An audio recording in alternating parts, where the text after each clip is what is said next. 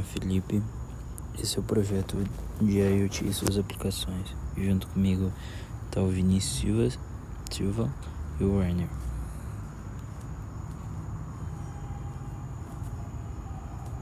Bom, afinal, o que é IoT? O próprio nome já é sugestivo, né? Internet of Things, ou seja, Internet das Coisas. Ele é responsável pela conexão entre objetos físicos à internet, como a imagem a seguir. Então aqui a gente colocou uma referência de imagem para entender um pouquinho melhor sobre a IoT. Bom, ele consiste basicamente nos sensores, que é o início, a conexão de dados, que é o meio, e o final, que é a ação. Ou seja, sensores eles recebem um sinal, ele automaticamente envia para uma conexão de dados, e a conexão de dados faz essa transferência para conseguir realizar a ação. Bom, qual é o seu funcionamento? Eu gosto de fazer uma analogia aqui que ele é bem semelhante ao corpo humano, onde há receptores, processadores e atuadores, né? Ele também funciona como um sistema de rede, onde um depende do outro, né?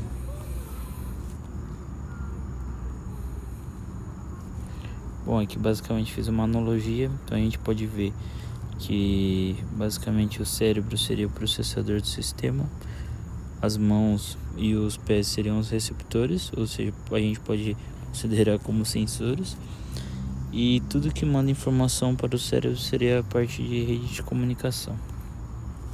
No nosso dia a dia, já é possível encontrar alguns tipos de aplicação de IoT aplicados, como por exemplo o smartwatch, que tem os indicadores de temperatura, pressão arterial, entre outros, contador de passos, etc. O ar-condicionado, que faz o controle de temperatura de ambientes, os smart grids, que são sistemas otimizados de distribuição de energia, e dentro da agricultura no monitoramento de solo, de plantações, de sementes.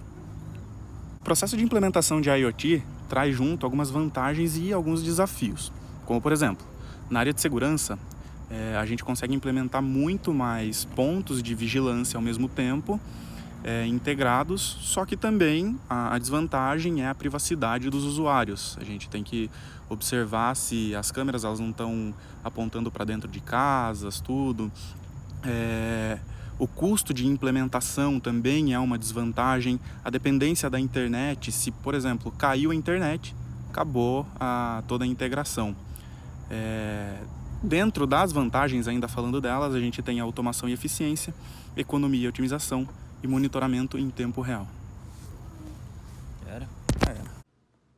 Dessa forma, podemos notar a grande influência do IoT no cotidiano, através de formas diretas e indiretas, podendo ser elas as telemetrias, que são os monitoramentos de dados em tempo real, e alguns exemplos são as diversas opções em carros, como por exemplo o sensor da pressão de pneus, a localização em tempo real, e também podemos citar alguns processos no meio agrário, como sensores de temperatura e umidade dentro de galpões de frango, e também os sensores que medem a umidade do solo e a pluviosidade do terreno para plantações agrícolas.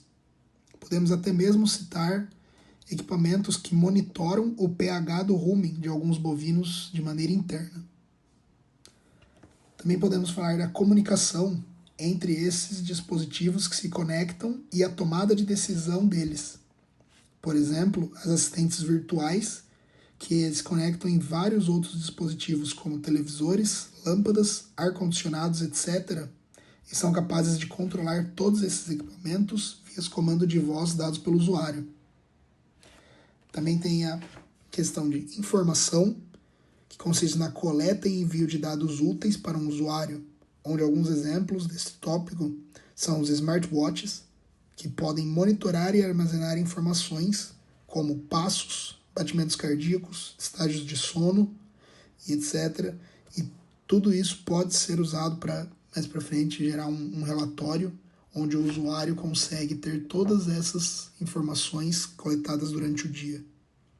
Outro bom exemplo é a coleta de informações de posição em tempo real, como por exemplo o Waze, que usa essas informações para calcular trânsito, ou então os AirTags, que usam a localização de aparelhos